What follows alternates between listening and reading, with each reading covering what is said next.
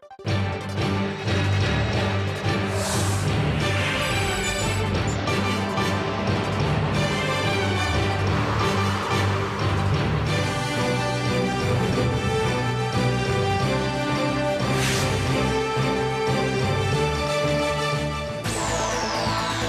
the headlines, Korea's ruling party elects a new floor leader, a member of a non-President Park Geun-hye faction, amid record low approval ratings for the president.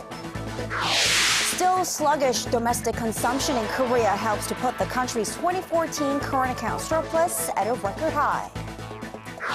And the Islamic State militant group claims to have murdered more hostages. This as the group beheaded its second Japanese hostage. Hello and welcome to Arirang News. Thanks for tuning in. I am Kang Chae-ri in Seoul. We begin at the National Assembly, where Korea's ruling Saenuri Party has elected a new floor leader. This three-term lawmaker, Yoo Seong-min, is now in charge of coordinating major policies and reform plans with the top office as well as the government. Our National Assembly correspondent Park Ji-won has this report.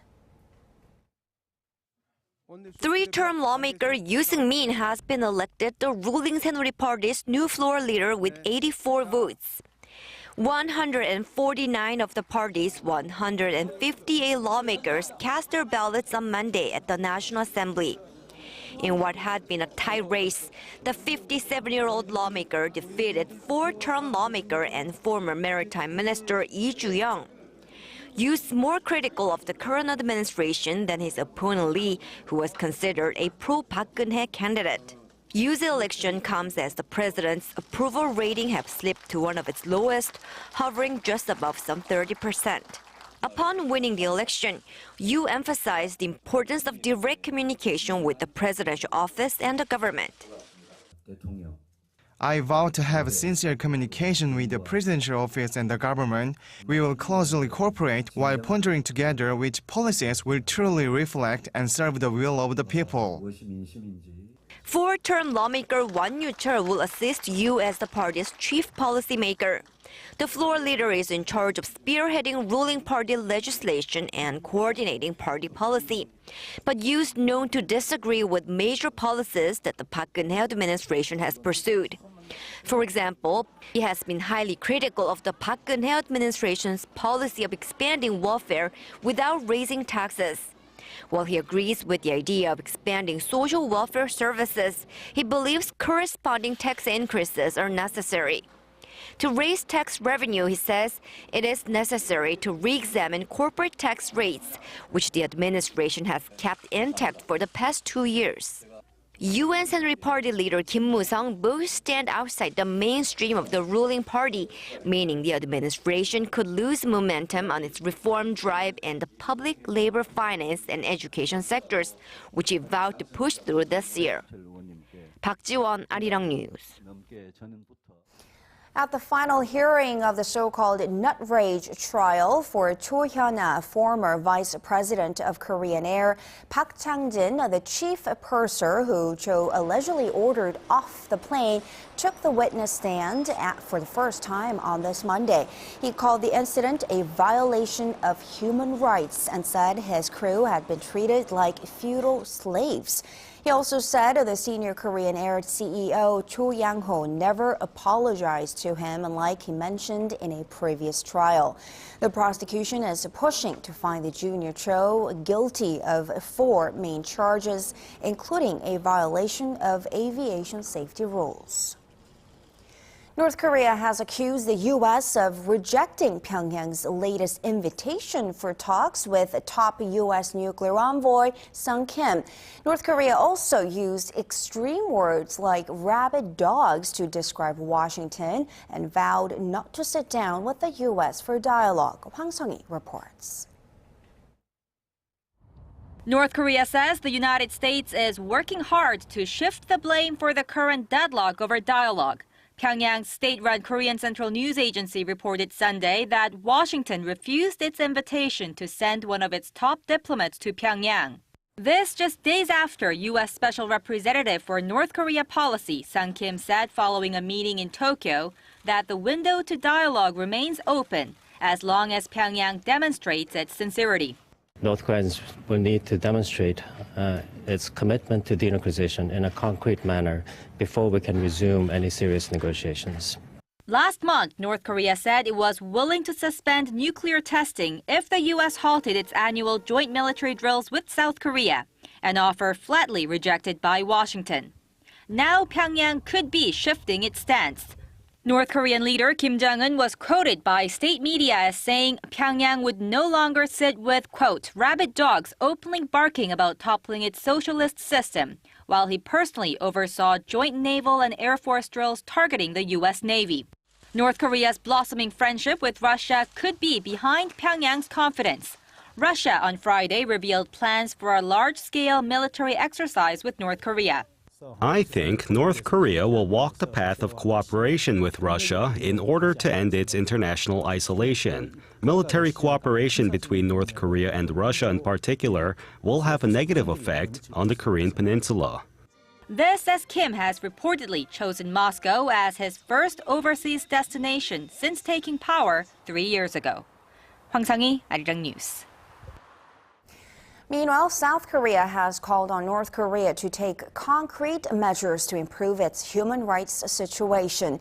This follows Pyongyang's rejection of the UN report that was based on accounts of North Korean defectors after one of them had confessed that parts of a story about living in a prison camp were false. Seoul's Unification Ministry says Pyongyang's claims are preposterous and added that the international community will continue to address the regime's human rights violations. South Korea's top nuclear envoy will be in China later this week for discussions on North Korea's nuclear program. Seoul's foreign ministry says that Hwang Jung-kook will make a 2-day trip to Beijing on Wednesday for a meeting with his Chinese counterpart, Woo Da-wei. This follows a trilateral meeting among nuclear envoys from South Korea, the U.S., and Japan in Tokyo last week on bringing North Korea back to the six-party nuclear talks. This multilateral framework involving the two Koreas, the U.S., China, Japan, and Russia, has been stalled for more than 6 years. Korea is set to send its third and final team of 5 medical workers to Ebola-hit Sierra Leone. Korea's foreign ministry says the decision to send a smaller team of 5 comes as the number of new cases appears to be on a decline. The team will head to the United Kingdom this weekend for a training first and then to a treatment center near Sierra Leone's capital late this month.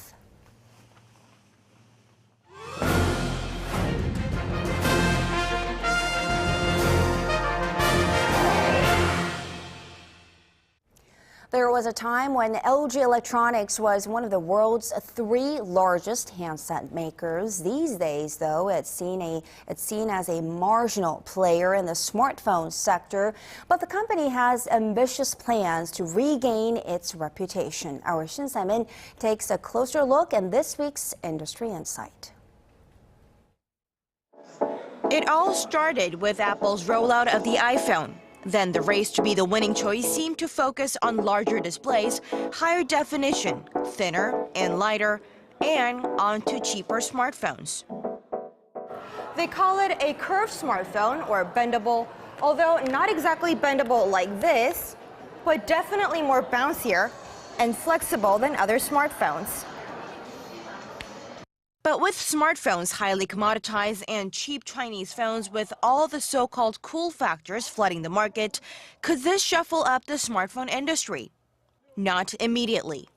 But LG officials believe its new phone has a feature providing new potentials to the saturated smartphone market, a market in which more than 1/3 of the world's entire population is forecast to own a smartphone by the end of the year. I don't see it being a game changer, but then I still do see as a point of differentiation for their flagship phone. Yes, so they are moving in a direction which I think eventually some of the industry players would also move into. Experts believe the curved smartphone represents the first step in achieving flexibility and display innovations that are needed to develop wearable gadgets. Curved displays are required as they need to be wrapped around wrists or other body parts. Experts believe the wearables are the next big thing for smartphone makers who will have to overcome technological barriers, particularly in displays. Probably something that you'd wear on the inside of your wrist with a large display and that's wearable, or something that actually rolled up or folded up that you could put into your pocket and then bring out in its full form. Those are the two implementations that seem the most likely. It may look and sound futuristic, with smart devices rolling and folding in the hands of users. But industry watchers say this technology could be fully commercialized sooner than you imagine. It will happen soon, in 5 to 7 years' time. Right now, only LG Electronics and Samsung Electronics have the technology to curve the display, and that technology will definitely add value to their smartphone sales in the long run. Korea's LG Electronics has been steadily increasing its investment in R&D since 2011, with spending reaching some $2.8 billion in 2013. There's no guarantee such investment will lead to a game-changing wearable gizmo, but working in tandem with its affiliate LG Display, the world's largest screen maker, the analyst says LG is giving itself a valuable head start. Shin Se-min, Arirang News.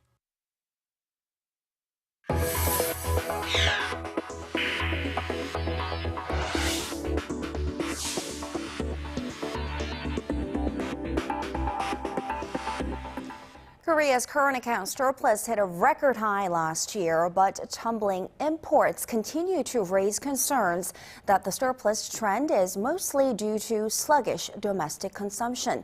Our Hwang Jae has the details. Korea's current account surplus reached a new all-time high in 2014. The Bank of Korea says the amount totaled over $89 billion, making it the third straight year with a record current account surplus. It's not all good news, though, as slowing exports coupled with a drop in imports is pointing to a current account surplus trend that largely stems from sluggish domestic demand. The balance of goods last year rose to $92.8 billion as exports went up only 0.5%, while imports dropped 1.3%. Korea's sinking imports are partly due to falling oil prices, but it's also due to the country's sluggish consumption and investment.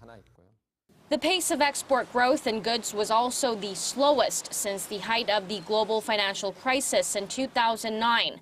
Exports then dropped almost 16%. And a new report by the Korea International Trade Association shows that the country's exports are increasingly losing their status as a dynamic growth engine. The rate of exports contribution to growth stood at 37.7% in 2013, down from 51% a year earlier.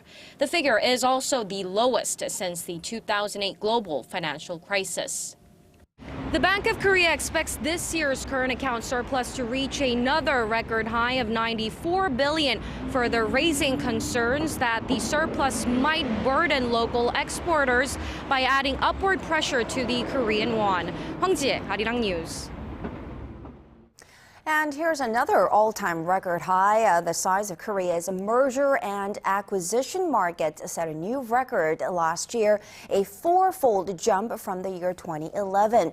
And with the government's easing regulations this year, analysts expect the market to grow even more. Kim Min-ji has the details.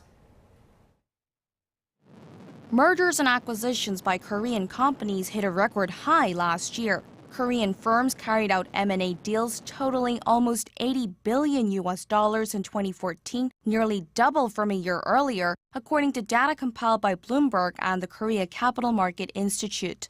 Although the number of deals struck declined, big deals boosted the figures.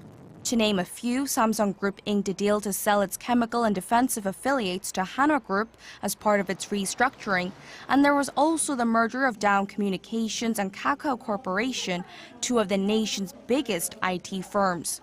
The domestic growth is in line with the global trend. The global M&A market reached $3.8 trillion last year, up 71% from a year earlier, and the largest since 2007. Industry watchers forecast the domestic M&A market to get even bigger this year. This as the government eases regulations regarding M&As and low interest rates have made financing cheaper.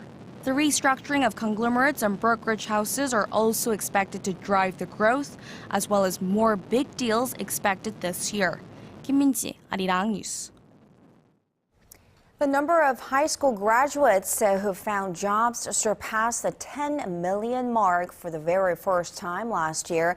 The number was up nearly 270,000 from a year earlier and accounted for nearly half of the total jobs added in 2014.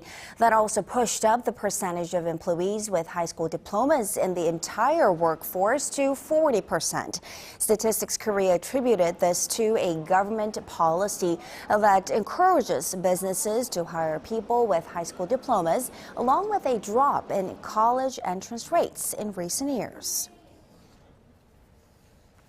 Research utilizing genetically modified organisms has helped bring about valuable scientific discoveries, but there have always been concerns about the organisms escaping the lab and destroying biological ecosystems. Some of these concerns can now be put to the rest thanks to a group of scientists in the United States. Our Connie Lee has this report. Remember the movie Jurassic Park? Well, these genetically modified dinosaurs weren't supposed to survive in the natural world on their own, but they did and wreaked havoc. It's a fictional case, but scientists have long been concerned about genetically modified organisms, or GMOs, leaking out of the laboratory and into the natural world. However, those concerns may soon be eased as scientists have developed a new strategy for rendering bacteria incapable of surviving in the natural world. Researchers from Harvard and Yale have developed genetically engineered E. coli bacteria, whose survival depends solely on laboratory-made synthetic amino acids, which act as sort of a genetic firewall. Scientists say that without the compound, if the bacteria escape their controlled environment of the laboratory, they will die quickly. What the researchers have created are bacteria that depend on artificial nutrients that do not exist in nature. Genetically modified bacteria are used to make many products, including pharmaceutical proteins like insulin and dairy products like yogurt. So far, researchers have only worked with bacteria and are far from applying the strategy to plants and animals. However, they do believe it's a step forward in making genetically modified organisms more appealing, as this method of biological containment represents a smaller threat to the natural world. Connie Lee, Arirang News.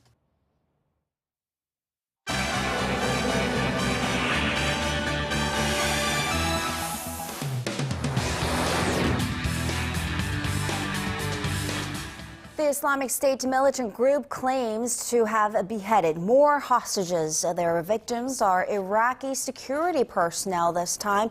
We turn to Paul E. at the News Center for more. Paul, this jihadist group is showing no signs of slowing on its path of violence and terror. What can you tell us about these latest victims? Well, in a series of graphic images posted online, these militants brutally execute 3 captives identified as an Iraqi police officer and 2 soldiers.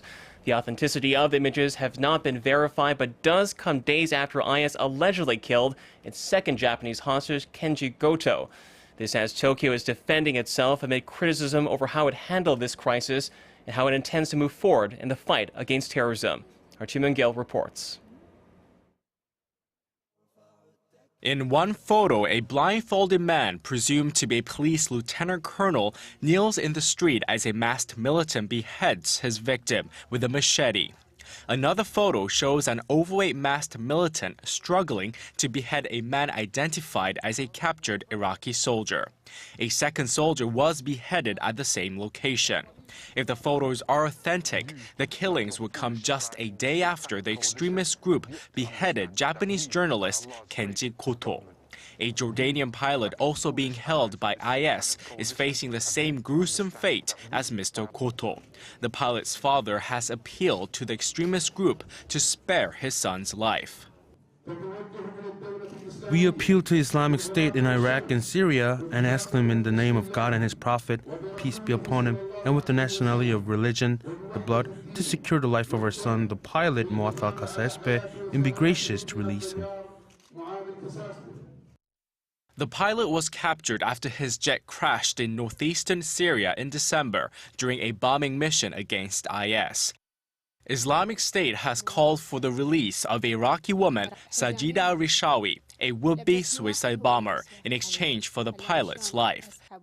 She has been on death row in Jordan for her role in terrorist attacks on 3 hotels that killed nearly 60 people back in 2005. The UN Security Council on Sunday condemned Islamic State's execution of Japanese freelance reporter Kenji Koto. Council members stressed that Koto's execution has once again demonstrated the brutal tactics of IS militants and said those responsible for his murder will be held accountable. Kim Young-gil, Arirang News. And now turning to Paris, Greece's finance minister has wrapped up talks with his French counterpart as part of efforts to find a way out of his country's long-term debt crisis. And of course, Paul, many are worried that Greece may be on track to exit the European Union, considering this newly elected government in Athens. Well, in his latest charm offensive, the Greek minister Vanos Varoufakis downplayed those fears. He told reporters that Greece is rolling out a set of reforms and debt relief measures as the current agreement with its creditors expires at the end of this month. Varoufakis says his eyes are on his country's financial health as well as that of Europe's, as he pledged once again that Athens will make good on its outstanding debts. This as he vowed to cut off what he called Greece's addiction to EU bailout funds. No. It's not that we don't need the money. We are desperate because of certain commitments and liabilities that we have. But my message to our European partners is that for the last 5 years, Greece has been living for the next loan tranche. And as I said to Minister Sapin, we have resembled drug addicts craving the next dose. In order to get there, the finance minister proposed forgiving half of Greece's existing debt, which stands at around $400 billion. He also said Athens will work with individual countries and entities on repayment deals, but not with the so-called troika, which he called a committee of technocrats. And back here in Asia, in Hong Kong, that is, pro-democracy protesters are back on the streets and forced to say that their fight is not over yet. We all thought it was over. I mean, it's been a few months now since the last protest camps were cleared away in the heart of the city. Are we seeing a revival of this movement? Well, in his own words, one of the student leaders, Joshua Wong, described this fresh group as merely sustaining the momentum after those Occupy protests last year that caused so much unrest. Thousands of Hong Kong residents chanted, "We want true democracy," as they carried banners and yellow umbrellas symbolic of the sit-ins that had stalled the city's financial hub for 11 weeks. They're still demanding for the direct nomination of candidates for the territory's chief executive polls, which are set to take place in 2017. I think people in Hong Kong are changing, and we are telling the government that what you are pushing forward and what you are trying to tell us is not what we are embracing anymore, so we've changed. Amid heightened tensions in the city, the police-approved assembly on Sunday endured without incident. Organizers say about 13,000 people had turned out for the large-scale rally, short of their 50,000 target. But police say their estimate put the figure closer to 8,800 people. And finally, Paul, a major snowstorm is continuing to sweep through the Midwest of the United States, leaving thousands without power. And this is said to be the strongest storm of its kind this winter. What kind of damage are we looking at? Well, Chicago has been the hardest hit so far over the past few days. More than 40 centimeters of snow was dumped on Sunday, paralyzing schools and transportation systems across the city. The U.S. National Weather Service forecasts winds of up to 70 kilometers per hour with ground visibility of less than 500 meters. Those conditions as of Monday resulted in 1,300 flights being canceled and thousands of passengers stranded inside Chicago's 2 main airports, with those numbers expected to rise. The state governor of Illinois, Bruce Reuner, said that fierce weather knocked out power to nearly 20,000 households. Officials have issued storm warnings from Iowa to New England as the snowy weather moves over a wider area towards the eastern coastline. Cherry? All right, Paul, thank you so much for those updates, and we will see you again in just about 2 hours.